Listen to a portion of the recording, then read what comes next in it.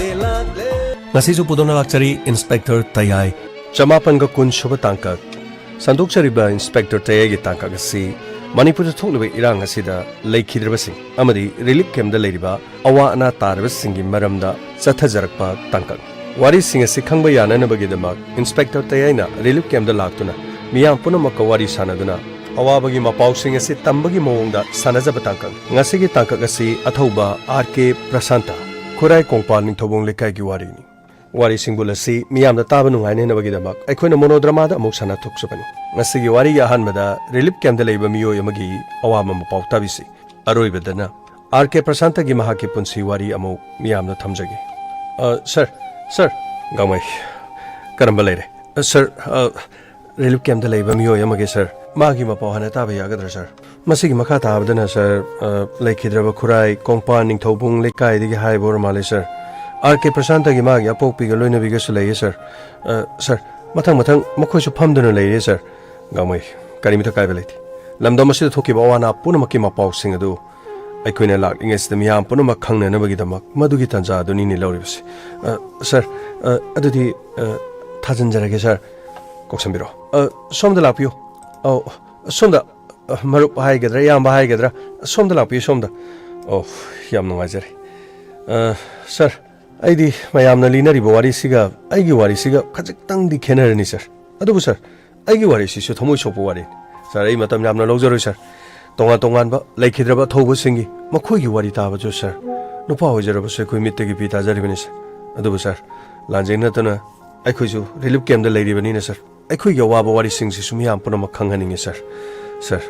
Megi tang ohum uki singna torbung bangla amadi kangphai gi area da maite gi yum amadi dukan sing thukai dunu makoina mai thakiba numidang waram pung manga makhairom tarakum matamudura Churachandpur da leiba maite gi yum amadi dukan sing thukai duna loinana nongmai kapsin dunu mai thabado haurakkiban wari si mayamna leriba sing asidagi adum chap manare adubu sir aina haijaning badi lowbugi pathadana lo uraga atai gi matamdana yum saba satpaga loina afang thabuk churaga hingjarapa Churachandpur gi Mata dam da taba lambida Churachandpur gi sir PST gi kilometer amarom chalaga leiba ngathal khulna khangnaba sir madugi mafam madugi lanjena raktana sir relief camp da leijarakpani sir aigi ming athiam inaubi maite sahi ni phugu mari rom sujar sir paite dagi low sangam manga wairaga low ujaban ayaki yumda mamangi ariba phau yauna phobot 90 mapu dara rom di adumaina leho sir Masida natana yum saba satpada sijanaba Honda Activa ama imungdana sana sanmari amadi aigi loinabi atangwa phirol aduga lupa lak amaga makhai rongi mamal pochai adumaina leihore da sir kari haidong no khangre wari sir mege homda Churachandpur da sakiba peace rally ne haiba khongchat adugi mawoina April gi 19 da su rally ama satkhraban April gi 19 gi rally aduda chief minister na sangana ba thorang toramba Churachandpur da nauna sengkap jimado thugai dun irang horokhraban ahanba rally satkibadi hawraga gym gi mapot masai thugai kiba panthadana Churachandpur gi state amasung center ga ahenba security forcing thajinduna control tawna na bagi DGP no kanima to hona kiba leith kanima thok paikhat ki sir masi sir aidi chap chana thigalaga aidi masi makhoina thon mane na aidi lowi sir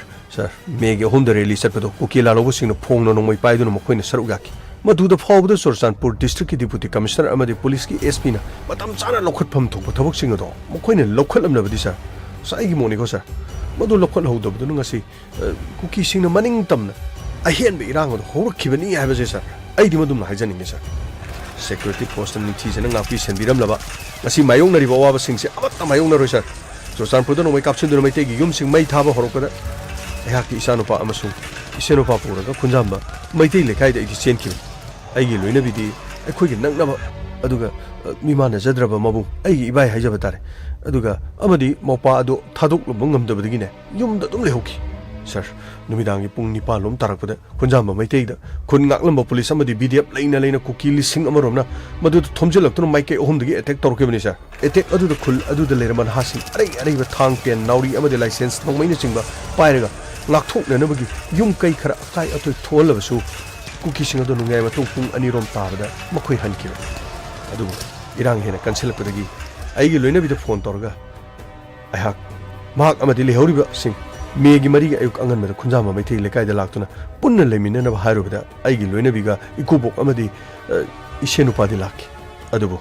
इनिबो अमसु मिमानद्रब इबाय हल्दुदि सत्सि हाबि यादे आइदुना लेहोकी sir खुंजाम मैते ले कायदे लेरकलब मतु मथंगी नुमि Maggi तांग मरी मफम अदुदा पुनसिन्दुना लेरिबा नुपीसिंग हानोंदोकी मदुगी तुंगदा नुपासिंगसु पुथोरकी नुपीसिंग होंदोकपा लोइख्रबा मतुंगदा नुपासिंग होंदोरकपा लोइसिलमदाइदा चुराचांदपुर तुर मयाइदने sir Churachandpur की town मयाइदा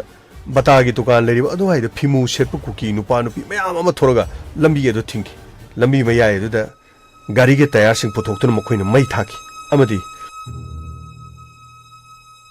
इसा यावना पुथोरकपदा Assam rifles के ट्रक अहुम कुकी सिंग कोइसिलगा थमकी अदु मखोइगी मरोल इम्फाल लेब कुकी सिंग पुरक्त्रिबा फावबा अखोइबु पुबा यारोय हाइना वारी सानरगा मखा ताना अदुम थिंगदुना थमकी फिबम अदुदा थवाइ यामना वाकी सर अदुबु कुकी नुपी खरनदी मैतैदा खुद थाबि यारोय हाइदुना मखोइना खामकी मखोइदा खुद थारबदी इम्फाल लेरिबा कांगुदु पाउ सोइदना तागनी अदुरबदी इम्फाल लेरिबा कुकी सिंग लोइना सिगनी हाइदुना मखोइना अखोइदा खुद थानगिदी वफम असिदगी अखोइबु चुराचांदपुर की आईबी दे लेबा 38 सुबा एआर की कैम्प तो मुपुरकी चसी यादना लेहोखिबा इनेम्बो अमदी खोइरकपम गंभीनी अमदी मिमानद्रब इबाइहल बसनपुसु सर कुकी सिंगना निंगथीजना पुबिरकलगा अखोइना लेरिबा एआर की कैम्प तो मखोइना सिनाबिरमकी सर मसिमदे अंगकपु ओइकी मफम अदुदा नुमित मरिनी रोम लेरकला मतुंग मेगी निपांदा नुमिदांग वरम मोइरांगी खुमल लंपाक्ता लाखिबने सर हौजिक सो खै तोंगा तोंगा रेलवे कैम्पसिंग चंगफम लौदुना लेरि सर अखोइना पामलेबिदी अथुबा मतमदा नाकल अनिमकी वारी सानरगा यानाबा पुरक्तुना महौसागी पुंसीदा अमुक खना इंगना चिकना लेबा पामी सर सर मी ओइनबा यामना वान होनजदुना सुजा नोमजरगा तुंखचरबा लुपा लिसिंग यांकै संगोम सुमलिबा सन जर्सी अहुम सन 18 अमसुंग लुपा लाख अनि मखाइरोम पिबा सन लाबा अचौबा जुराम सौरान लुपा लाख 15 रोम ओइगदबा पोचैसिंग लोइना लेहौरे सर सही क्या चंगने यालो वाना तांजरकिबा इरल थुम पुरमक कुकी सिंगना लुट तौरगा लोइना लहौरे सर मेगी अहुम इरांग थोकिबा नुमित अदो एहाक पाइते मचा अमगा कुकी मचा अमगा चुराचांदपुर की टाउन मनुंगी हाईवे की नाकंदा लेबा मफम अमदा गुहा तौमिनरखिबदगी लुसिनबा नुमित अमसु ओइकिबा हौजिक लेरिबा इरांग असि नेमदुना मसा मसागी खोइरी नौफम ताबा मफम सिंग संगसनबा ngamjananaba सर लेंगांगना करिगुम मसिमतंग होनदुना मखोइगी मतिंग अमदि चाबा थौनादु फुदोक्तुना लोखटपम थोकपा थबकसिंग लोखटलनिंगे सर कुकी लमहेनबा सिंगी मथक्ता स्टेट अमसुंग सेंटर लेंगांगना यासल लाक्तुना फारगा लोगी मतुंग इमना चेराक फंगनबा पामी सर अदुबु सर मसिबु ओइगदरा सर अचुमने दोमना हाबिरि वाफमदु हौजुमकी दिता सेंगना हाइरबदि थोलबि रांग से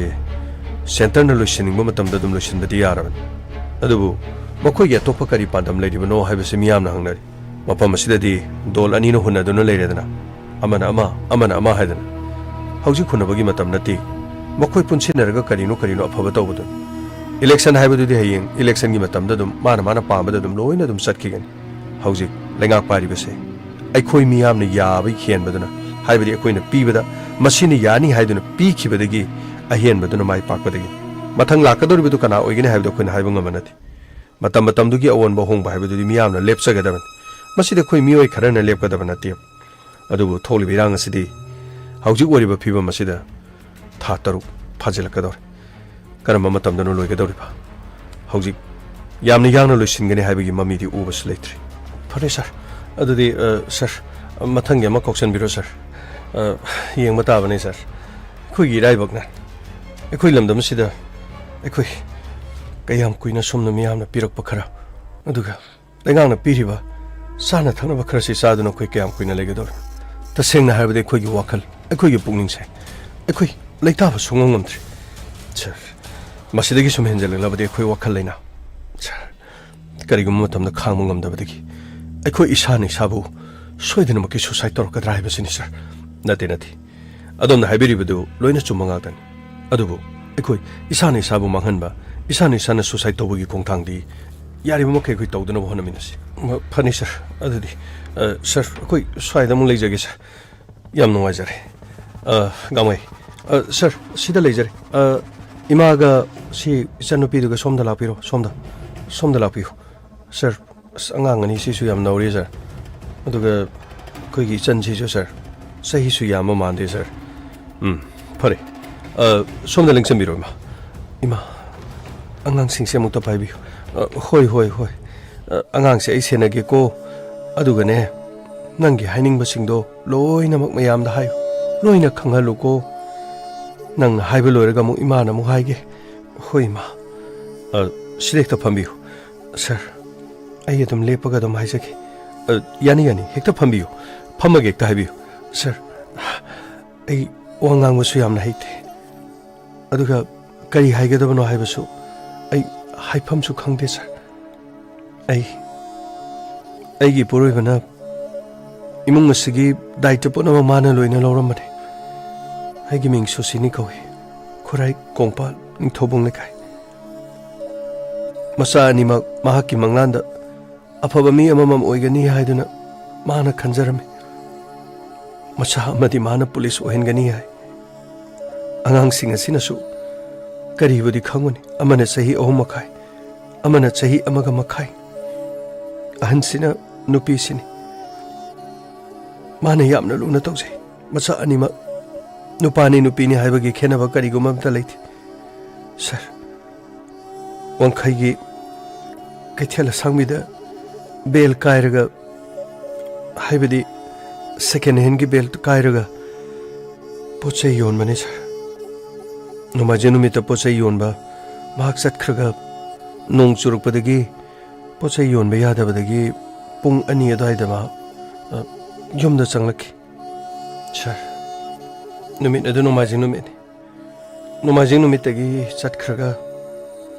leipap pa sir leipap pa numit tani lebak thiba thodo odu thokhiba mahana chatringe da mahaki machagi makhazai da chupirami yamna nungsina masada mana chupamadu punsigi aroiba oirage haiduna chuplamaga chap manakri asumna numit adudagi mahak masaba nungsina khazai da chupirama numit adudagi amuk khana yumda lakidra masanu pato masi mana abungo na kauze amasina masa thuibi mana kauzariba masabu konduna chuptuna dumak leise sosine oh ai sida lei kaino ngasidi yamgana changena nong churi judro nong chura de krai yani khoigi sidi hangba mafam da pochai tharaga yonmani do nong chusladi phiron chi chu loina mathang sai thogani tawris mafam amane leiraba aduga nong churakpada panarak leitraba as mafam gangadongni phiron se tonga se leija phaba quality aduga si so yamba loina mo bel sing se kaiba horurabani na yolhogdri di loi mangdoni do irang siga leiramdradi ba singba sidagi diningon chakauba diwali skumai rau sing jil oina leiradi jom sigadon irang sina mi sing sune phirolam ta leina gidri tawris loina wanarabani somda de khoju hingdaba yade do marup yauri me apchi ju hundaba yaro marup hundradi aini khaliba manglan sing ase loin mangadon yengoi aini yauri marup se amatang ek phangmadane khoi phibam se tina de phibam tara dawni adu karino yamna ngana changai se nong chubagi natana mo amuk thabak chatpi doiro kaino sochini nang ngangi do kaidore haino ai phayeng da chalure madudagi chanung da chalure ai kaidoge ba tekta kaidan num halaisini leba ki luraba tanpham sidane akoi hingdaba yade tawdaba yade haibagi aina bel se karubagi tawai wani aidi mafam adu dum leining leban lamda masidi yengnaba sing asina sumaina aikoi gi mafam sing asi loksalalaga nati aikoi ko kayam koine leya doinomi manipur da tholi birang se aikoi sai sokti ne ya phonti aikoi punamak sing asina thodang se loina yagada hoji yumthong khuding dagi ne mi amatta thokta balai bijanati sidai da ne mayum makai panba masa pi adu ada karim ta lebenati dukan tawramba dukan phama mi ju tho lan chat pe yaurin yum da chumna leba mi do adu sune thoga na sing pikli bangang sing sei tara train pan yaurin lan phama sida dine mama leba kini hare dine handak ki matang si khang maitei masagi thongna si dine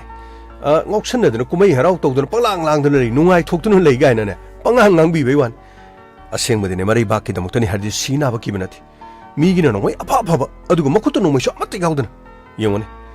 hauju phawda electricity kam nyama ge hoyeba dobudi ai se yechaba gi wana teba pochai su pabunga soloni yonmina banina bel sikairu raga mo khunngak pa chatkhraga mo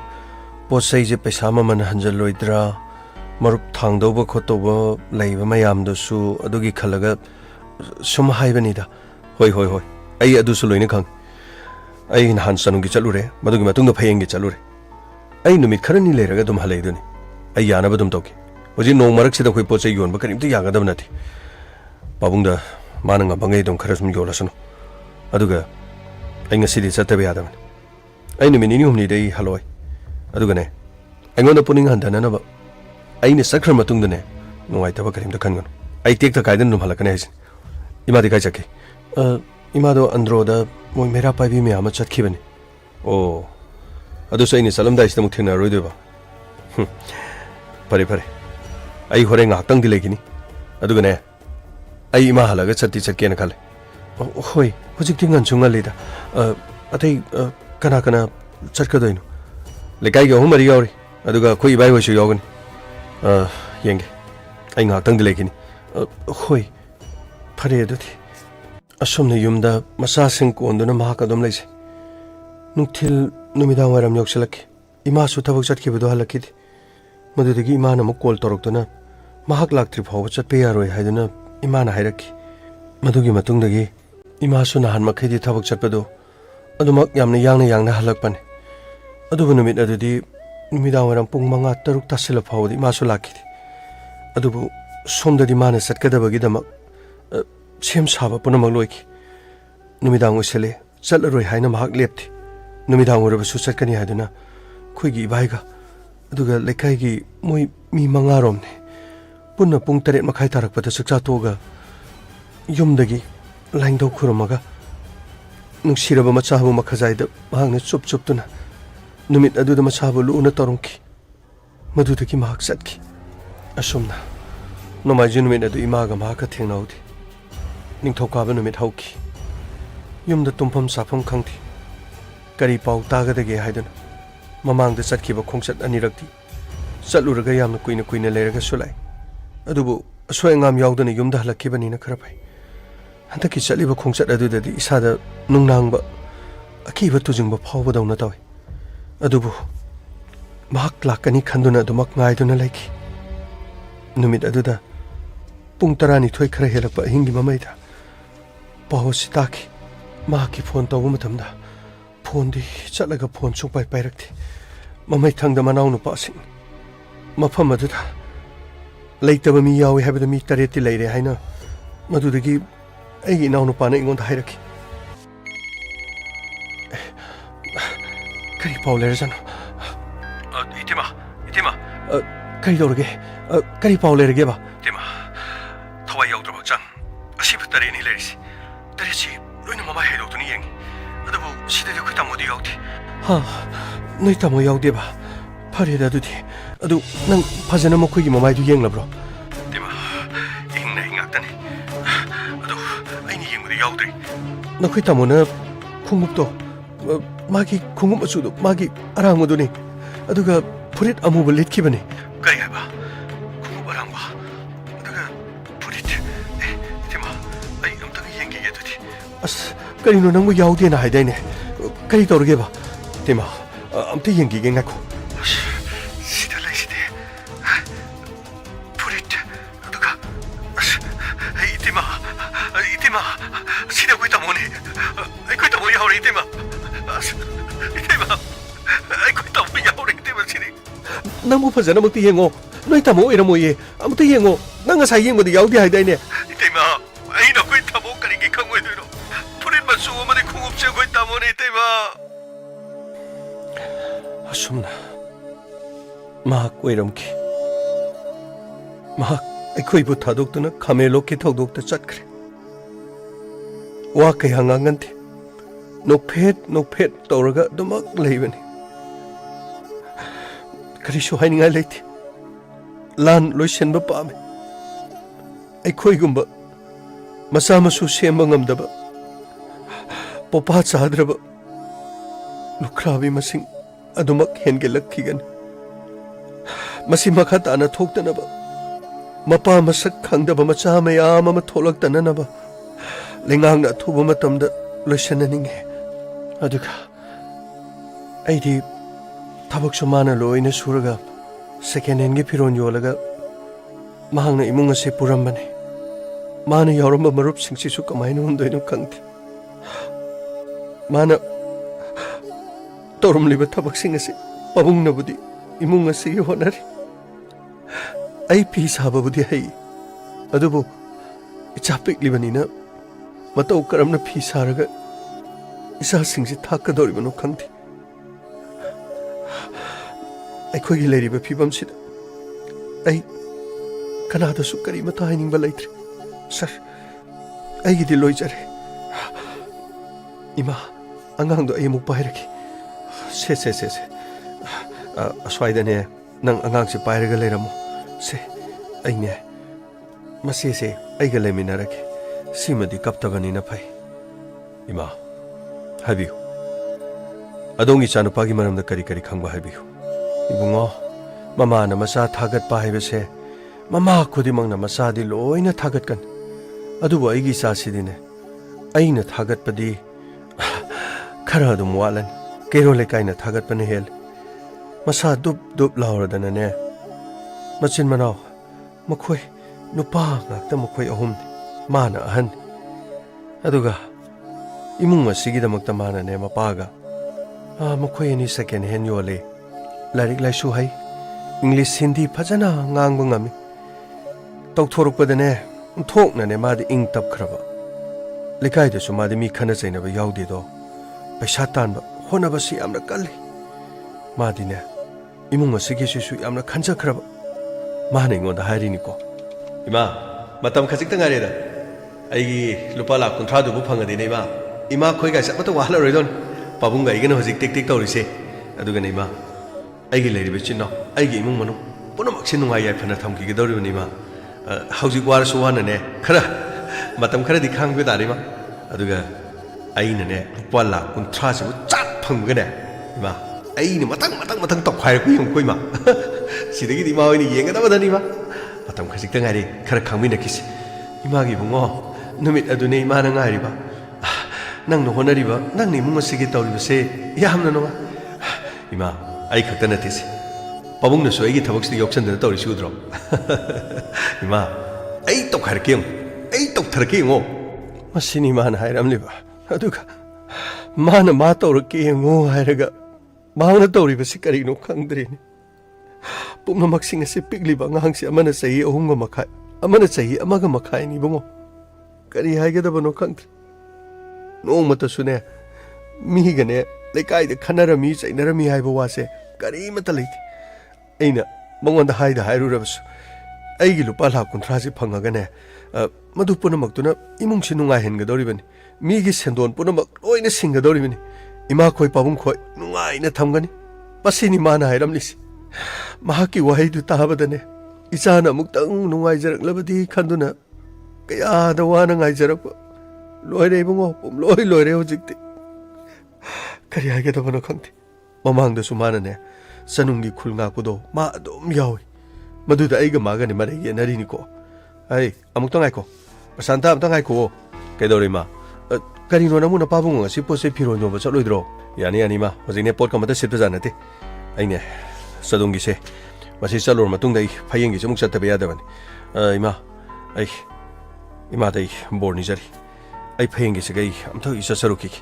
ꯅꯪꯕꯨ ꯅꯁꯥꯁꯨ ꯄꯤꯛꯏ ꯈꯔ ꯂꯩꯔꯒ ꯆꯠꯂꯨ ꯍꯥꯏꯕ ꯅꯪꯕꯨ ꯅꯠꯇꯦ ꯅꯁꯥꯁꯨ ꯆꯍꯤ 1 ꯃꯈꯥꯏ ꯈꯛꯇꯅꯦꯕ ꯈꯔ ꯇꯧꯗ ꯌꯥꯗꯕ ꯑꯗꯨꯝ ꯀꯩꯔꯣꯜ ꯂꯩꯀꯥꯏꯒꯤ ꯌꯥꯎꯔꯤ ꯇꯧꯔꯤ ꯏꯃꯥꯁꯨ ꯃꯩꯔꯥ ꯄꯥꯏꯕꯤ ꯊꯣꯛꯏ ꯅꯠꯇꯦ ꯅꯪꯕꯨ ꯅꯍꯥꯟ ꯆꯗꯣꯡꯒꯤ ꯆꯠꯈꯤꯕꯗ ꯏꯃꯥꯈꯣꯏ ꯀꯔꯤꯃꯠꯇ ꯇꯨꯝꯕ ꯌꯥꯗꯦꯅꯦ ꯏꯃꯥꯈꯣꯏꯅ ꯇꯨꯝꯕ ꯌꯥꯗꯦꯅ ꯍꯥꯏꯔꯤꯗꯨꯕꯨ 아디 란 ꯊꯦꯡꯅꯔꯤꯕꯁꯤꯡꯗꯨꯁꯨ ꯃꯈꯣꯏꯁꯨ ꯃꯃꯥ ꯃꯄꯥ ꯂꯩꯔꯤꯕ ꯉꯥꯛꯇꯅꯤꯅꯦ ꯃꯆꯥ ꯑꯄꯤꯛ ꯑꯄꯤꯛꯄ ꯍꯨꯟꯇꯣꯛꯑꯝꯕ ꯌꯥꯎꯏ ꯃꯌꯨꯝ ꯄꯥꯟꯕ ꯃꯤꯁꯨ ꯄꯤꯛ ꯊꯟꯅꯅꯤ ꯌꯥꯎꯔꯤꯁꯦ ꯄꯥꯈꯪ ꯉꯥꯛꯇ ꯅꯠꯇꯦꯅꯦ ꯏꯃꯥꯗ ꯆꯠꯂꯤꯁꯦ ꯄꯥꯈꯪꯗꯨꯁꯨꯅꯦ ꯑꯁ ꯌꯥꯝꯅ ꯄꯤꯛꯄ ꯆꯍꯤ 19 20ꯒ ꯁꯨꯕ ꯑꯉꯥꯡ ꯄꯦꯠ ꯂꯥꯎꯕ ꯌꯥꯎꯔꯤ ꯑꯩꯈꯣꯏ ꯏꯅꯥꯎꯍꯣꯏꯒꯨꯝꯕ ꯑꯁ ꯏꯃꯥ ꯂꯩꯔꯤꯕ ꯄꯨꯝꯅꯃꯛꯁꯤꯡ ꯑꯗꯣ ꯅꯨꯄꯤ ꯊꯤꯕ ꯑꯗꯨꯒꯅꯦ ꯂꯨꯍꯣꯡꯕ ꯀꯨꯏꯗ꯭ꯔꯤꯕ ꯂꯣꯏꯅ ꯄꯤꯛ ꯊꯟꯅ ꯌꯥꯎꯔꯤꯁꯦ ꯃꯁꯤꯗꯅꯦ ꯑꯩꯈꯣꯏꯒꯤ ꯈꯨꯟ ꯉꯥꯛꯇ꯭ꯔꯗꯤ ꯏꯃꯥ ꯀꯨꯀꯤ ꯃꯆꯥꯁꯤꯡꯁꯤꯅ ꯑꯩꯈꯣꯏꯕꯨ ꯍꯥꯠꯍꯜꯂꯁꯦ ꯍꯥꯏꯔꯣ ꯑꯝꯇ ꯍꯥꯏꯕꯤꯌꯨꯅꯦ ꯏꯃꯥ ꯑꯩꯈꯣꯏ ꯁꯤꯗ ꯂꯩꯔꯤꯕ ꯃꯩꯇꯩ ꯃꯆꯥꯁꯤꯡꯕꯨ ꯀꯨꯀꯤ ꯃꯆꯥꯁꯤꯡꯁꯤꯅ ꯂꯣꯏꯅ ꯍꯥꯠꯍꯜꯂꯁꯦ ꯍꯥꯏꯔꯕ ꯑꯁ ꯏꯕꯨꯡꯉꯣ ꯅꯪ ꯑꯗꯨ ꯍꯥꯏꯒꯅꯨꯅꯦ ꯑꯗꯨꯒꯤ ꯋꯥ ꯅꯠꯇꯦ ꯏꯃꯥ ꯑꯩꯈꯣꯏꯁꯨ ꯆꯠꯂꯤꯅꯦ ꯃꯩꯔꯥ ꯄꯥꯏꯕꯤ ꯇꯧꯔꯤꯅꯦ ꯂꯣꯏꯅ ꯌꯥꯎꯔꯤ ꯅꯪ ꯈꯪꯉꯤ ꯅꯠꯇ꯭ꯔꯣ ꯏꯃꯥ ꯈꯪꯉꯤ ꯏꯃꯥꯁꯨ ꯏꯃꯥꯒꯤ ꯊꯧꯗꯥꯡꯅꯤ ꯇꯧꯔꯤꯗꯣ ꯑꯩꯈꯣꯏꯁꯨ ꯑꯩꯈꯣꯏꯒꯤ ꯊꯧꯗꯥꯡꯁꯤ ꯌꯥꯗꯕꯅꯤ ꯏꯃꯥ ꯑꯗꯨ ꯅꯠꯇꯕ ꯇꯥꯔꯕꯗꯤ ꯑꯩꯈꯣꯏ ꯅꯣꯡꯃꯗꯤ ꯁꯣꯏꯗꯅ ꯃꯥꯏꯊꯤꯒꯅꯤ ꯏꯃꯥ ꯉꯁꯤ ꯑꯩꯈꯣꯏꯅ ꯍꯣꯠꯅꯔꯤꯕꯁꯦ ꯑꯩꯈꯣꯏꯒꯤ ꯏꯔꯝꯗꯝ ꯑꯁꯤꯒꯤꯗꯃꯛ ꯑꯩꯈꯣꯏꯒꯤ ꯂꯩꯄꯥꯛ ꯑꯁꯤꯒꯤꯗꯃꯛꯇꯅꯤ ꯏꯃꯥ ꯀꯔꯤꯃꯠꯇ ꯅꯤꯡꯍꯟꯅꯕ ꯐꯥꯎꯒꯨꯝꯁꯤ ꯅꯁꯥ ꯃꯥꯏ ꯄꯥꯛꯆꯔꯛꯈꯤ ꯅꯁꯥ ꯌꯦꯛꯅꯕꯕꯨ ꯃꯥꯏꯊꯤꯕ ꯄꯤꯔꯒ langam phiran thelga yum asida lakpo jagi ima nasada bor pibihu ima ba khurum jari se hogalo mai pakcharo asumna aingon mahang ne mai pakpagi bor du niraga mak satkhiban numit adudi ai yamna so ai pungning da langtakna ba phauki adu mahak halakhi madugi matung halak manda badudagi paw sinadi nungai taba ngakta tarak badudagi bungo ai mana saliba mafam duda mera paibi kya marum su mathang phayingi mafam da chanari ne madudagi di ai su phaying lom da chatlage haidana aina khalaki madudagi di ne mera paibi me am haunaraga chatpaduda ai su phaying da chatle maduda aina phaying da chatringe da magai ga paw phaunei ibungo Prasanta ima kedorima nangbu yumda halakpa ya hairoidro matham kuirene nangbo pigli bangang sing asiga nati yara de nangbo amuk chatlasu chalu yumda amuk la one nangbo ima ekhone thoribse kholingang libani ekhone thoriba thodang asi khwaidi maroiba thodang amani ngasi gi lengang na masagi maramdam ngak na nabagi dam karimata shinma ngamdraba security force na atopa kaunlup sing asine khoi gi mangmakta de khoi du onsin dan nomai kap matam da khoi yauduna mamit dum gengduna dum leirabani ima asuk lorba phibam sidai khoina nupi angang nuksi haduna yumda tumina konduna leibi yaba matam duna treni ma hoini khangini ma gi bungo ima khoisune satlibani ne akhoine satliba sing ase isa khun ngak pa singi damak tani ne akhoine honariba sing ase ima madugi thodang su khwaidi gi chawbu thodang lamdam asidi ima ma ra pa bi leram draba yumthom khudang digi nupi amam thoktu ngasi khun ngak pa sing ase da akhoi bu ngak pi senbiram da batarabadi ma akhoi gi phibam kari oramani ma ngasi lekai lamdam kya dagi thorliba khun ngak pa sing ase makuta nomai paiduna makhoi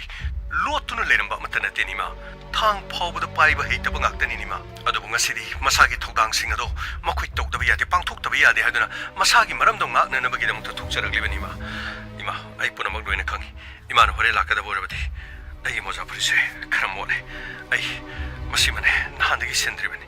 aduni ma ai moja puri namatang gawiro ha phare ima yaurke akhoi mera paibi singne akhoi phaying lom da lakada balai akhoi me yam chatlusi haribani ne aduna ne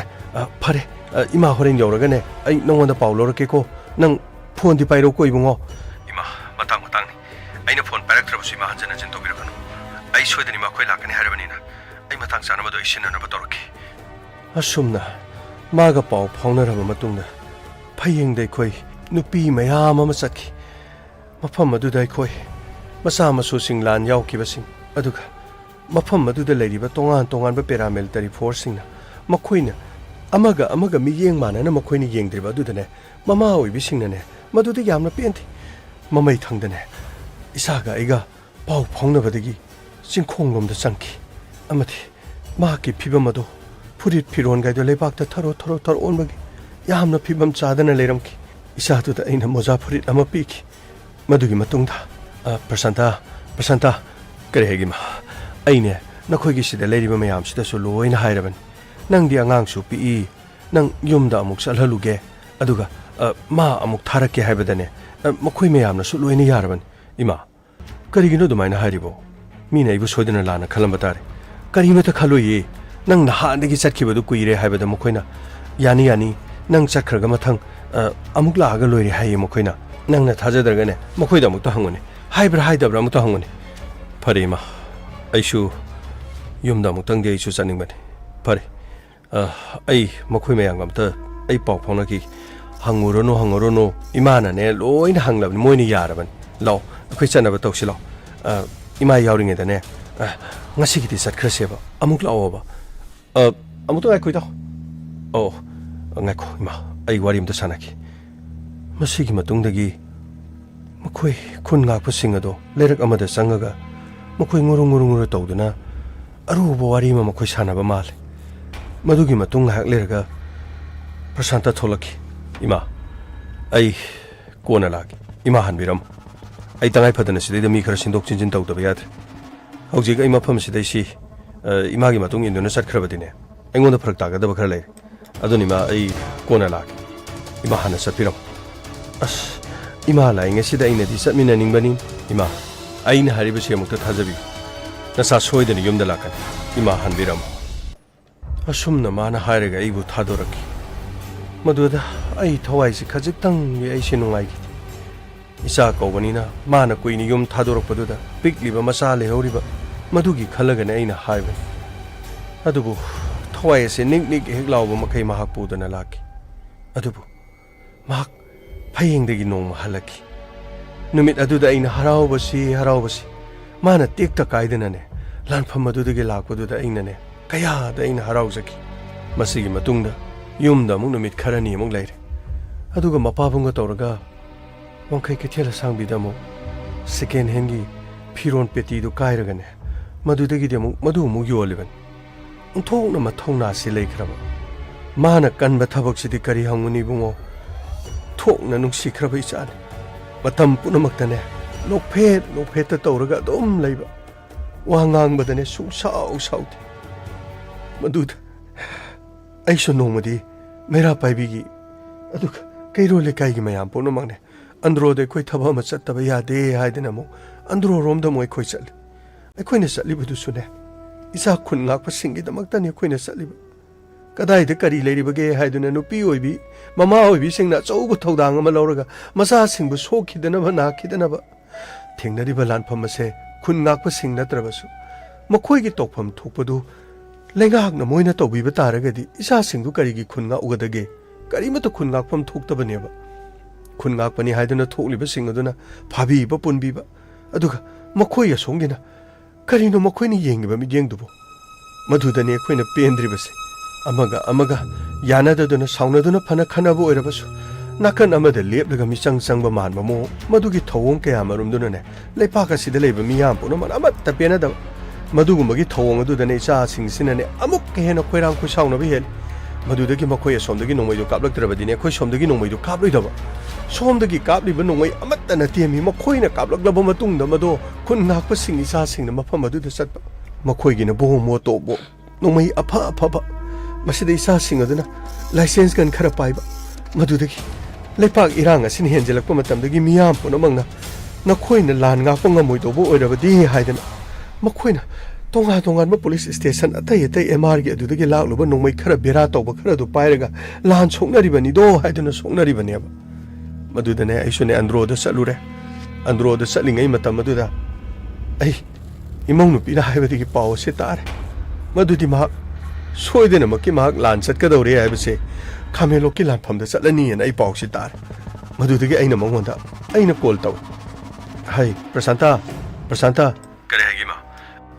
ꯏꯃꯥ ꯂꯥꯛꯇ꯭ꯔꯤꯕ ꯐꯥꯎꯕꯅꯦ ꯅꯪ ꯂꯩꯔꯝꯈꯣ꯫ ꯑꯁ ꯏꯃꯥꯗꯤ ꯀꯌꯥꯝ ꯋꯥꯠꯂꯤꯅꯣ ꯂꯥꯛꯀꯗꯕ? ꯑꯩ ꯂꯥꯛꯑꯅꯤꯌꯦ ꯑꯟꯗ꯭ꯔꯣꯗ ꯂꯩꯔꯤ꯫ ꯁꯣꯝꯗꯁꯨꯅꯦ ꯈꯨꯟ ꯉꯥꯛꯄꯒꯤꯅꯦ ꯊꯕꯛꯅꯤ ꯆꯠꯂꯤꯁꯤ꯫ ꯑꯁ ꯏꯃꯥ ꯉꯁꯤꯗꯤ ꯅꯣꯡꯁꯨ ꯆꯨꯕꯅꯤꯅ ꯄꯣꯠꯁꯨ ꯅꯨꯡꯊꯤ ꯅꯨꯡꯉꯥꯏ ꯌꯣꯟꯗ꯭ꯔꯦ꯫ ꯑꯗꯣ ꯑꯩ ꯉꯁꯤꯗꯤ ꯍꯥꯏꯐꯦꯠꯇ ꯆꯠꯅꯤꯡꯕꯅꯤꯅꯦ꯫ ꯏꯃꯥꯒꯤ ꯏꯕꯨꯡꯉꯣ ꯏꯃꯥ ꯂꯥꯛꯄ ꯐꯥꯎꯗꯤ ꯅꯪ ꯉꯥꯏꯔꯝꯃꯨ ꯀꯩꯗꯧꯒꯦ? ꯑꯁ ꯏꯃꯥꯅ ꯍꯧꯖꯤꯛ ꯐꯥꯎꯕ ꯂꯥꯛꯇꯦ ꯑꯗꯨꯒ ꯀꯔꯝ ꯀꯥꯟꯗꯅꯣ ꯑꯩꯅ ꯆꯠꯇꯣꯏꯁꯤꯕꯣ? ꯑꯩꯅ ꯍꯥꯏꯔꯤꯕꯁꯤꯅꯤ ꯑꯩ ꯂꯥꯛꯇ꯭ꯔꯤꯕ ꯐꯥꯎꯕꯅꯦ ꯆꯠꯂꯝꯕ ꯌꯥꯔꯣꯏ ꯄ꯭ꯔꯁꯥꯟꯇ꯫ ꯑꯩꯅ ꯍꯥꯏꯕꯁꯦ ꯅꯪ ꯃꯨꯟꯅ ꯇꯥꯎ꯫ ꯏꯃꯥ ꯂꯥꯛꯇ꯭ꯔꯤꯕ ꯐꯥꯎꯕꯅꯦ꯫ ꯑꯣ ꯐꯔꯦ ꯏꯃꯥ ꯑꯩ ꯏꯃꯥ ꯉꯥꯏꯔꯝꯃꯒꯦ꯫ ꯌꯥꯔꯒꯗꯤ ꯏꯃꯥ ꯈꯔ ꯌꯥꯡꯁꯟꯕꯤꯌꯨ꯫ ꯑꯩ ꯌꯨꯝꯗ ꯑꯗꯨꯝ ꯑꯉꯥꯡ ꯄꯝꯃꯒ ꯁꯥꯟꯅꯔꯒ ꯑꯩ ꯂꯩꯔꯝꯒꯦꯀꯣ ꯏꯃꯥ꯫ ꯍꯣꯏ ꯂꯩꯔꯝꯃꯨ꯫ ꯏꯃꯥꯅꯦ ꯐꯠ ꯌꯧꯁꯜꯂꯛꯀꯅꯤ ꯃꯝꯗ꯭ꯔꯤꯉꯩꯗ ꯂꯥꯛꯁꯜꯂꯛꯀꯦꯀꯣ꯫ ꯏꯃꯥ ꯂꯥꯛꯑꯒꯅꯦ ꯏꯃꯥꯒꯤ ꯕꯣꯔꯒ ꯐꯖꯅ ꯄꯤꯔꯒ ꯆꯠꯀꯗꯕꯅꯤ꯫ ꯅꯪꯅꯦ ꯑꯩꯅ ꯍꯥꯏꯔꯤꯕꯁꯤ ꯃꯨꯟꯅ ꯇꯥꯎꯀꯣ꯫ ꯍꯣꯏ ꯏꯃꯥ ꯑꯩ ꯂꯩꯔꯝꯃꯒꯦ꯫ ꯃꯁꯤꯒꯤ ꯃꯈꯥ ꯇꯥꯔꯛꯄꯗꯗꯤ ꯑꯩꯈꯣꯏ ꯌꯨꯝꯂꯣꯝꯗ ꯍꯟꯅꯅꯕꯒꯤꯗꯃꯛ ꯑꯩꯈꯣꯏꯒꯤ ꯒꯥꯔꯤ ꯑꯗꯨꯗ ꯅꯨꯄꯤ ꯃꯌꯥꯝ ꯇꯣꯡꯉꯒ ꯑꯩꯈꯣꯏ ꯀꯥꯈꯠꯂꯒ ꯌꯨꯝꯗ ꯍꯜꯂꯒꯦ ꯍꯥꯏꯗꯅ ꯇꯧꯔꯛꯄ ꯃꯇꯝꯗꯨꯗ ꯃꯈꯣꯏꯒꯤ ꯑꯉꯥꯡꯁꯤꯡ ꯈꯔꯅ ꯑꯃꯨꯛ ꯇꯉꯥꯏꯐꯗꯕꯅꯤ ꯈꯥꯃꯦꯟꯂꯣꯛꯀꯤ ꯃꯐꯝ ꯑꯗꯨꯗ ꯏꯔꯥꯡ ꯂꯩ ꯑꯗꯨꯅ ꯈꯨꯟ ꯉꯥꯛꯄ ꯃꯤꯁꯤꯡ ꯑꯗꯨ ꯃꯐꯝ ꯑꯗꯣꯝꯗ ꯈꯔ ꯈꯥꯏꯗꯣꯛꯑꯒ ꯆꯠꯇꯕ ꯌꯥꯗꯦ ꯍꯥꯏꯗꯅ ꯑꯩꯈꯣꯏꯒꯤ ꯒꯥꯔꯤ ꯑꯗꯨ ꯑꯃꯨꯛ ꯏꯆꯥꯁꯤꯡ ꯑꯗꯨ ꯊꯤꯟꯕꯒꯤ ꯑꯃꯨꯛ ꯍꯥꯏꯔꯦꯅꯤ꯫ ꯃꯗꯨꯁꯨ ꯑꯃꯨꯛ ꯏꯆꯥꯁꯤꯡ ꯑꯗꯨ ꯊꯤꯟꯗ ꯌꯥꯗꯕꯅꯤꯅ ꯑꯩꯈꯣꯏꯒꯤ ꯒꯥꯔꯤꯗꯨꯗ ꯑꯃꯨꯛ ꯈꯥꯃꯦꯟꯂꯣꯛꯇ ꯆꯠꯀꯗꯕ ꯏꯆꯥꯁꯤꯡꯗꯨ ꯑꯃꯨꯛ ꯒꯥꯔꯤꯗꯨꯗ ꯃꯈꯣꯏ ꯇꯣꯡꯉꯒ ꯑꯃꯨꯛ ꯆꯠꯈ꯭ꯔꯦ꯫ ꯃꯗꯨꯗꯒꯤ ꯑꯃꯨꯛ ꯈꯥꯃꯦꯟꯂꯣꯛꯇ ꯌꯧꯔꯒ ꯃꯈꯣꯏꯅ ꯑꯃꯨꯛ ꯑꯟꯗ꯭ꯔꯣꯗ ꯍꯜꯂꯛꯑꯒ ꯃꯗꯨꯒꯤ ꯒꯥꯔꯤꯗꯨꯗ ꯑꯃꯨꯛ ꯌꯨꯝꯗ ꯍꯟꯒꯗꯧꯕ꯫ ꯁꯣꯝꯗꯅ ꯏꯆꯥꯅ ꯌꯨꯝꯗ ꯉꯥꯏꯗꯨꯅ ꯂꯩꯔꯤꯕ꯫ ꯑꯩꯗꯤ ꯃꯔꯛ ꯑꯗꯨꯗꯅꯦ ꯑꯩ ꯇꯧꯐꯝ ꯈꯪꯗꯅ ꯂꯩꯈꯤ꯫ ꯃꯗꯨꯗꯒꯤꯗꯤ ꯑꯩ ꯉꯥꯏꯕꯁꯤ ꯑꯁꯣꯝꯗꯅ ꯏꯆꯥꯅꯨꯄꯥꯅ ꯑꯩꯕꯨ ꯉꯥꯏꯔꯤꯕ꯫ ꯃꯗꯨꯗꯒꯤ ꯑꯩꯈꯣꯏ ꯑꯅꯤ ꯑꯗꯨꯝ ꯉꯥꯏꯅꯗꯅ ꯂꯩꯔꯦ꯫ ꯑꯁꯨꯝ ꯊꯦꯡꯖꯜꯂꯛꯄ ꯃꯇꯝ ꯑꯗꯨꯗꯒꯤ ꯑꯟꯗ꯭ꯔꯣꯔꯣꯝꯗ ꯑꯩꯈꯣꯏꯅ ꯍꯟꯒꯗꯕ ꯒꯥꯔꯤ ꯑꯗꯣ ꯅꯨꯃꯤꯗꯥꯡꯒꯤ ꯄꯨꯡ 7 ꯇꯥꯔ ꯐꯥꯎꯕꯗ ꯂꯥꯛꯇ꯭ꯔꯦꯅꯦ꯫ ꯃꯗꯨꯗꯒꯤꯗꯤ ꯌꯨꯝꯗꯗꯤ ꯏꯆꯥꯅꯨꯄꯥꯅ ꯑꯩ ꯉꯥꯏꯕ ꯉꯝꯗ꯭ꯔꯦ ꯆꯥꯛ ꯆꯥꯈ꯭ꯔꯦ ꯃꯗꯨꯒꯤ ꯃꯇꯨꯡꯗꯒꯤ ꯃꯈꯣꯏꯒꯤ ꯃꯚꯥꯏꯅꯦ ꯀꯩꯔꯣꯜ ꯂꯩꯀꯥꯏꯒꯤ ꯃꯈꯣꯏ ꯑꯉꯥꯡ ꯄꯨꯟꯅ ꯃꯈꯣꯏ 5 ꯈꯥꯃꯦꯟꯂꯣꯛꯇ ꯆꯠꯅꯅꯕꯒꯤ ꯁꯦꯝ ꯁꯥꯔꯦ ꯍꯥꯏꯕ ꯄꯥꯎꯗꯨ ꯇꯥꯈꯤ ꯑꯩꯅ ꯅꯨꯃꯤꯠ ꯑꯗꯨꯗꯅꯤ ꯏꯆꯥꯒꯤ ꯃꯅꯝ ꯅꯝꯍꯧꯗꯦ ꯏꯆꯥꯒꯤ ꯃꯅꯝꯗꯨ ꯅꯝꯂꯝꯂꯕꯗꯤ ꯍꯥꯏꯗꯅ ꯉꯁꯤ ꯐꯥꯎꯕꯗ ꯑꯩꯅ ꯅꯤꯡꯗꯣꯟꯁꯤ ꯄꯣꯝꯗꯨꯅ ꯂꯩꯔꯤꯕ ꯅꯨꯃꯤꯠ ꯑꯗꯣ ꯅꯣꯡꯃꯥꯏꯖꯤꯡ ꯅꯨꯃꯤꯠ ꯌꯨꯝꯗꯒꯤ ꯃꯥꯅ ꯊꯣꯛꯈꯤꯕ ꯅꯨꯃꯤꯠꯇꯨ ꯃꯗꯨꯗꯒꯤ ꯑꯟꯗ꯭ꯔꯣꯗꯒꯤ ꯍꯜꯂꯛꯄꯗꯗꯤ ꯊꯦꯡꯅꯍꯧꯗ꯭ꯔꯦꯗꯣ ꯏꯆꯥꯗꯣ ꯅꯤꯡꯊꯧꯀꯥꯕ ꯅꯨꯃꯤꯠ ꯍꯧꯈ꯭ꯔꯦ ꯃꯗꯨꯗꯒꯤ ꯂꯩꯕꯥꯛꯄꯣꯛꯄ ꯅꯨꯃꯤꯠ ꯑꯍꯤꯡꯒꯤ ꯄꯨꯡ 12 ꯈꯔ ꯍꯦꯜꯂꯛꯄ ꯑꯗꯨꯋꯥꯏꯗꯨꯗ ꯏꯃꯧ ꯅꯨꯄꯤꯅ ꯀꯅꯥꯅꯣ ꯄꯥꯎ ꯍꯥꯏꯔꯛꯑꯦꯅ ꯇꯧꯕꯗꯒꯤ ꯃꯊꯪ ꯄꯥꯎ ꯂꯧꯅꯈꯤ ꯃꯗꯒꯤ ꯏꯆꯥꯅꯨꯄꯥ ꯑꯇꯣꯝꯕꯗꯣ ꯈꯥꯃꯦꯟꯂꯣꯛꯀꯤ ꯑꯁꯣꯛꯄ ꯌꯥꯎꯔꯤꯕ ꯑꯗꯨꯒ ꯃꯐꯝ ꯑꯗꯨꯗ ꯊꯋꯥꯏ ꯌꯥꯎꯗꯕ ꯂꯩꯕꯗꯣ ꯃꯁꯛ ꯈꯪꯅꯅꯕꯒꯤꯗꯃꯛꯇ ꯆꯠꯈꯤ ꯃꯇꯨꯡꯗꯒꯤ ꯑꯍꯥꯟꯕꯗ ꯃꯅꯥꯎ ꯅꯨꯄꯥꯅ ꯌꯦꯡꯕꯗ ꯃꯥ ꯅꯠꯇꯦ ꯃꯥ ꯌꯥꯎꯗꯦ ꯍꯥꯏꯗꯅ ꯄꯥꯎꯗꯣ ꯃꯊꯪ ꯐꯥꯎꯅꯔꯛꯈꯤ ꯑꯗꯨꯕꯨ ꯃꯥꯅ ꯁꯦꯠꯈꯤꯕ ꯐꯤꯖꯣꯜ ꯃꯥꯅ ꯇꯣꯡꯈꯤꯕ ꯈꯣꯡꯎꯞ ꯃꯗꯨ ꯄꯨꯝꯅꯃꯛꯇꯣ ꯃꯥꯒꯤ ꯂꯣꯏꯅꯕꯤꯅ ꯋꯥꯐꯝ ꯑꯁꯤ ꯃꯊꯪ ꯃꯅꯥꯎ ꯅꯨꯄꯥꯗ ꯍꯥꯏꯈꯤ ꯃꯅꯥꯎ ꯅꯨꯄꯥꯅ ꯌꯦꯡꯕꯗ ꯃꯃꯩꯊꯪꯗ ꯑꯩꯈꯣꯏꯒꯤ ꯇꯥꯆꯧ ꯌꯥꯎꯔꯤ ꯍꯥꯏꯗꯨꯅ ꯀꯞꯂꯛꯈꯤ ꯂꯣꯏꯔꯦ ꯏꯆꯥꯅꯨꯄꯥꯗꯣ ꯃꯔꯩꯕꯥꯛꯀꯤꯗꯃꯛ ꯃꯥꯅ ꯄꯥꯝꯖꯕ ꯂꯥꯟꯐꯝ ꯑꯗꯨꯗ ꯅꯣꯛꯅ ꯏꯆꯥꯗꯣ ꯊꯋꯥꯏ ꯊꯥꯈꯤ ꯏꯆꯥꯗꯣ ꯃꯍꯥꯛ ꯍꯦꯛꯇ ꯐꯠ ꯇꯧꯔꯒꯅꯦ ꯍꯦꯛꯇ ꯍꯜꯂꯛꯀꯗꯕ ꯃꯥꯜ ꯏꯆꯥꯗꯣ ꯁꯨꯡꯁꯥꯎ ꯁꯥꯎꯗꯦ ꯂꯩꯕꯥꯛꯀꯤꯅꯦꯕꯨ ꯍꯥꯏꯔꯕꯗꯤꯅꯦ ꯃꯥꯗꯤ ꯊꯕꯛ ꯑꯁꯦ ꯃꯥꯗꯤ ꯃꯊꯧꯅꯥ ꯌꯥꯝꯅ ꯐꯈ꯭ꯔꯕ ꯍꯤꯡꯗꯕꯗꯤ ꯌꯥꯗꯕꯅꯤꯅ ꯍꯧꯖꯤꯛꯁꯨ ꯃꯥꯅ ꯌꯣꯟꯕꯗ ꯂꯦꯝꯍꯧꯔꯤꯕ ꯁꯦꯀꯦꯟ ꯍꯦꯟꯒꯤ ꯐꯨꯔꯤꯠ ꯃꯌꯥꯝꯗꯣ ꯉꯁꯤꯁꯨ ꯃꯄꯥꯅ ꯌꯣꯟꯕ ꯆꯠꯂꯤ ꯍꯤꯡꯗꯕꯗꯤ ꯌꯥꯗꯦ ꯆꯥꯗꯕꯗꯤ ꯌꯥꯗꯦ ꯄꯤꯛꯂꯤꯕ ꯃꯆꯥ ꯑꯅꯤꯁꯤꯒ ꯀꯅꯥꯅ ꯌꯦꯡꯁꯤꯟꯕꯤꯒꯅꯤ ꯃꯥꯅ ꯌꯥꯎꯔꯝꯂꯤꯕ ꯃꯔꯨꯞ ꯑꯆꯧꯕꯗꯨ ꯐꯪꯂꯒ ꯃꯥꯅ ꯃꯤꯒꯤ ꯁꯦꯟꯗꯣꯟ ꯄꯨꯝꯅꯃꯛ ꯁꯤꯡꯒꯅꯤ ꯍꯥꯏꯔꯝꯕꯗꯨ ꯍꯧꯖꯤꯛ ꯀꯅꯥꯅ ꯍꯨꯟꯒꯅꯤ ꯀꯅꯥꯅ ꯊꯥꯡꯒꯅꯤ ꯄꯨꯝꯅꯃꯛꯁꯤꯡ ꯑꯁꯦ ꯃꯁꯤꯅꯤ ꯏꯆꯥꯗꯣ ꯃꯍꯥꯛ ꯃꯥꯏꯊꯤꯕ ꯅꯠꯇꯦ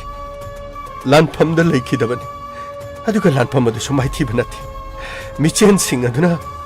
ꯂꯣꯠꯅ ꯂꯥꯟꯗꯥꯁꯜꯂꯝꯂꯒ ꯃꯈꯣꯏꯅ ꯂꯝꯕꯥ ꯇꯧꯅꯕ ꯉꯝꯗ꯭ꯔꯒ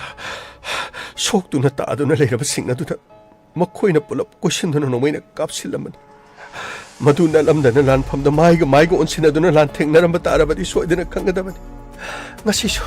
ꯏꯆꯥꯒꯨꯝꯂꯕ ꯀꯌꯥ ꯃꯐꯝ ꯑꯗꯨꯗ ꯉꯁꯤꯁꯨ ꯃꯊꯧꯅꯥ ꯂꯩꯅ ꯏꯆꯥꯒ ꯂꯥꯟꯊꯦꯡꯅꯔꯝꯕ ꯀꯌꯥ ꯃꯈꯣꯏ ꯍꯤꯡꯂꯤꯌꯦ ꯃꯈꯣꯏ ꯊꯋꯥꯏ ꯃꯥꯡꯗ꯭ꯔꯤ ꯏꯆꯥꯒꯨꯝꯂꯕ ꯀꯌꯥ ꯉꯁꯤꯁꯨ ꯃꯊꯧꯅꯥ ꯐꯅ ꯃꯔꯩꯕꯥꯛꯀꯤꯗꯃꯛꯇ ꯂꯩꯔꯤ ꯃꯈꯣꯏ ꯀꯌꯥꯅ ꯁꯣꯏꯗꯅ ꯏꯆꯥꯁꯤꯡꯒꯤ ꯂꯃꯟ ꯈꯨꯝꯂꯛꯈꯤꯒꯅꯤ ꯂꯥꯟꯗ ꯃꯥꯏꯊꯤꯗꯨꯅ ꯑꯩꯈꯣꯏꯒꯤ ꯂꯝ ꯃꯈꯣꯏꯅ ꯃꯨꯟꯈꯤꯕ ꯅꯠꯇꯦ ꯀꯩꯗꯧꯅꯨꯡꯗꯁꯨ ꯑꯩꯈꯣꯏꯒꯤ ꯂꯩꯕꯥꯛ ꯁꯅꯥ ꯂꯩꯄꯥꯛ ꯃꯅꯤꯄꯨꯔ ꯀꯅꯥ ꯑꯃꯠꯇꯅ ꯃꯨꯟꯕ ꯌꯥꯔꯣꯏ ꯑꯩꯈꯣꯏꯒꯤ ꯏꯄꯥ ꯏꯄꯨꯇꯅ ꯑꯩꯈꯣꯏꯒꯤ ꯏꯈꯦꯡꯇꯅ ꯁꯦꯝꯂꯝꯂꯕ ꯑꯩꯈꯣꯏꯒꯤ ꯉꯝꯈꯩ ꯄꯨꯝꯅꯃꯛꯁꯤꯡ ꯑꯁꯦ ꯑꯩꯈꯣꯏꯅ ꯚꯥꯔꯠꯇ ꯄꯨꯜꯂꯨꯕꯗꯒꯤ ꯉꯁꯤꯗꯤ ꯑꯩꯈꯣꯏ ꯅꯤꯡꯊꯤ ꯇꯨꯔꯦꯟꯗꯒꯤ ꯍꯧꯔꯒ ꯕꯔꯥꯛ ꯇꯨꯔꯦꯟ ꯐꯥꯎꯕꯒꯤ ꯄꯥꯛ ꯆꯥꯎꯕ ꯂꯩꯖꯔꯝꯕ ꯑꯩꯈꯣꯏꯒꯤ ꯁꯅꯥ ꯂꯩꯄꯥꯛ ꯃꯅꯤꯄꯨꯔꯒꯤ ꯉꯝꯈꯩ ꯀꯅꯥꯗ ꯄꯤꯊꯣꯛꯈꯤ ꯑꯩꯈꯣꯏ ꯄꯨꯝꯅꯃꯛ ꯃꯥꯡꯈꯤꯕꯁꯤꯡ ꯑꯗꯣ ꯉꯁꯤꯗꯤ ꯑꯩꯈꯣꯏ ꯏꯁꯥꯅ ꯏꯔꯝꯗꯝ ꯑꯁꯤꯒꯤꯗꯃꯛ ꯑꯩꯈꯣꯏꯒꯤ ꯏꯆꯥꯁꯤꯡ ꯂꯝꯗꯝ ꯑꯁꯤꯗ ꯂꯩꯔꯤꯕ ꯃꯃꯥ ꯑꯣꯏꯕꯤ ꯄꯨꯝꯅꯃꯛꯅ ꯑꯩꯈꯣꯏ ꯍꯧꯗꯨꯅ ꯑꯩꯈꯣꯏ ꯄꯨꯝꯅꯃꯛ ꯂꯥꯟꯊꯦꯡꯅꯕ ꯇꯥꯏ ꯏꯆꯥꯁꯤꯡꯒ ꯄꯨꯟꯅ ꯑꯩꯈꯣꯏ ꯆꯪꯁꯤꯟꯃꯤꯟꯅꯕ ꯇꯥꯏ ꯏꯆꯥꯁꯤꯡꯅꯗꯤ ꯂꯥꯟ ꯑꯁꯤꯗ ꯑꯩꯈꯣꯏꯒꯤ ꯏꯔꯩꯄꯥꯛꯀꯤꯗꯃꯛꯇ ꯃꯈꯣꯏꯅ ꯃꯊ꯭ꯋꯥꯏ ꯊꯥꯕ ꯉꯝꯂꯒ ꯃꯃꯥ ꯑꯣꯏꯕꯤꯁꯤꯡꯅ ꯀꯔꯤꯒꯤꯗꯃꯛꯇ ꯊꯋꯥꯏ ꯊꯥꯕ ꯉꯝꯂꯣꯏꯗꯧꯔꯤꯕꯅꯣ ꯑꯩꯈꯣꯏꯅ ꯍꯥꯏꯕꯗ ꯑꯩꯈꯣꯏꯒꯤ ꯋꯥꯀꯠ ꯇꯥꯔꯣꯏꯗꯧꯕ ꯑꯣꯏꯔꯕꯗꯤ ꯑꯩꯈꯣꯏ ꯃꯅꯤꯡ ꯇꯝꯅ ꯂꯩꯖꯔꯝꯕ ꯂꯩꯕꯥꯛꯅꯤ ꯃꯅꯤꯡ ꯇꯝꯅ ꯂꯩꯖꯔꯒꯦ ꯍꯥꯏꯗꯨꯅ ꯂꯥꯎꯔꯣꯏꯗꯧꯕꯒꯤ ꯃꯔꯝ ꯂꯩꯇꯤꯌꯦ ꯃꯥꯂꯦꯝ ꯄꯨꯝꯅꯃꯛꯀꯤ ꯂꯩꯕꯥꯛ ꯄꯨꯝꯅꯃꯛꯅ ꯍꯧꯔꯤꯕ ꯂꯥꯟꯁꯤꯗ ꯑꯆꯨꯝ ꯑꯔꯥꯟ ꯊꯤꯗꯣꯛꯂꯒ ꯀꯔꯤꯒꯤꯗꯃꯛꯇ ꯃꯈꯣꯏꯅ ꯂꯦꯞꯇ꯭ꯔꯤꯕꯅꯣ ꯀꯔꯤꯒꯤ ꯃꯐꯝ ꯑꯁꯤꯗ ꯆꯨꯝꯅ ꯑꯩꯈꯣꯏꯕꯨ ꯑꯔꯥꯟꯕ ꯑꯣꯏꯍꯜꯂꯤꯕꯅꯣ ꯀꯅꯥꯅ ꯂꯥꯟ ꯑꯁꯤꯕꯨ ꯀꯅꯥꯗ ꯍꯧꯈꯤꯕꯒꯦ ꯑꯩꯈꯣꯏꯅ ꯀꯅꯥꯒꯤ ꯃꯌꯨꯝ ꯃꯩ ꯊꯥꯈꯤꯕꯒꯦ ꯂꯝꯗꯝ ꯑꯁꯤꯗ ꯂꯩꯕ ꯃꯤ ꯄꯨꯝꯅꯃꯛꯄꯨ ꯑꯩꯈꯣꯏꯅ ꯂꯩꯕ ꯌꯥꯔꯣꯏ ꯍꯥꯏꯅ ꯀꯔꯝꯕ ꯃꯇꯝꯗ ꯇꯥꯟꯈꯤꯕꯒꯦ ꯃꯈꯣꯏꯅ ꯃꯈꯣꯏꯒꯤ ꯃꯔꯝꯗ ꯍꯧꯕꯗꯒꯤ ꯍꯦꯟꯗꯣꯛꯇꯨꯅ ꯃꯈꯣꯏꯅ ꯍꯧꯖꯤꯛꯇꯤ ꯑꯩꯈꯣꯏꯒꯤ ꯇꯣꯉꯥꯟꯕ ꯗꯤꯁꯇ꯭ꯔꯤꯛ ꯀꯌꯥꯗ ꯃꯈꯣꯏꯅ ꯑꯣꯏꯅꯅꯕ ꯍꯣꯠꯅꯔꯛꯂꯤꯕ ꯀꯔꯤꯒꯤꯅꯣ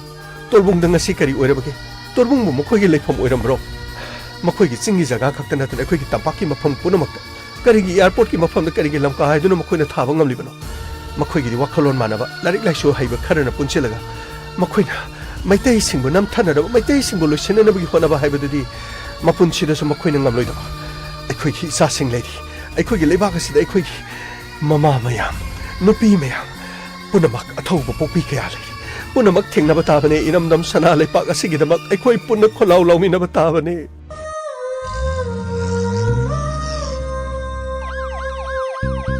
Lakle lakle Inspector Tayay Tayay Tayay Lakle lakle Lakle lakle Inspector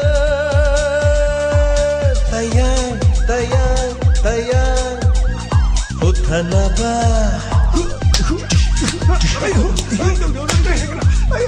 Kanbina ba Thank you sir Welcome Uthana ba Kanbina ba Inspector Tayay Tayay Tayay Lakle lakle Inspector Tayay Tayay Tayay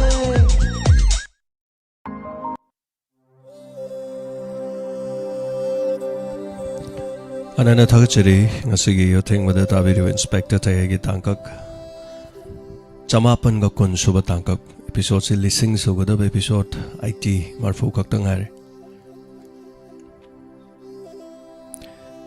COVID manungda sandok sakiba mapan thokpa yadarba matam miyam pothana na bagidamak sandok charakiba episode ni kuiraba episode haibata asi bhaw miyam na support tobiri tengma bhaw da tabiriu miyoi Anana thagchari tentang na mani kaktang pazage comment daga Kumarjit Lasram thank you so much ngasigi episode relief chamapan ga kun relief game gina kun round doi suba yamna nongai wari haukraba haktheng na ba thodok siba wari oina tarubada na tapire metegi pita khiba khangode na tapire thamoi kaire ngasigi wari se nungsi sir tapire thagchari Nahanagi lizari bawari se afet adum manai kharai dano khara dum khene hingbagi mahau hingbagi mong matau imong manungi khaji khenaris mama na macha gi wajaba loinabi yumdali horiba sing na mapuroi bagi wajaba mapuroi bina lekhidra matungda macha sing matau karamne hingova haibagi wakhalon adudane amba le horiba sing thagachari kaji wari paring asde koina taba nungaina no tongan wahai wata khara hapchan makhochan badum khara yawe thagachari guni ta nong thoma yangna nungsi wari se ta pire nawbagi sam sir ngasidi kuirabagi tungda live yaure amok phangjare ta pire thagachari nawbagi sam thank you so much ngasi amok am kuirabai tungda yawirakpa slim thagachari te ngasi episode Lan yauba thongna ama nongna hape hari lan yauda thongna hape na hape anyway thagachari Kingston ngarangom thagachari Nawa ke samata ki episode sing se amadi wari amadi natabani thamoi de yamna nongai taba fawi tapire hoi thank you kangbidraba ubidraba tabidraba losindunu laikhraba Mapau ke amaro mahibatarin madu maya madu puthok charakliban ekoina mayam khangna na bagidama asum na koi gidamak ta makoina thawai thaki makoina chatki koi gidama nasi hingliba kaya marakta so haibatari amohana ko thongna raklabadi marakste yauramba pau sing ase loina takiba kanglup masomuk kona tung ila chatkiba so mayam yaurim kanana kangni koi gi raktagi so maybe Adom oiba yai, ai oiba yai, kanagumagi mapari mo oiba suyai, mamom loy mo oiba suyai. Aduga yamana mapari sing, aduga ima sing na loriba thodang hai batai, hozik. Loidri hozik sulan, thagachari hanana punamapu hanana. Thank you so much. Yawiriba sing, mayam so tendang na comment ebire. Sandok chari bathor basi makata ba ice comb da English movie sing matang dom sandok charakani. Aduga makata ba streaming dilep chagani khoi yamna kan honari Diamond TV ki app ama sandok chaba do app sida 24 hour koina sandok chari thorom se do madom na app to da register tawira khanda app to da doma yeng ba yana na ba hari basigi su app ama launch tawna ba su honajari matungina soidana ma ki honajarake aduga YouTube su YouTube oiba YouTube nattaba thorom sing asigi live program ado makta ba yana na ba app ama su semna na ba su honajari Thank you so much thagachari me amon mak tek to kaida ba fa yai fa bo iminasi hayeng amok atopa thoba magi mapau relief camp da thok ba thodok magi mapau go loina na poduna laksege section na leminasi matamadu fawagi purumabu khurum jari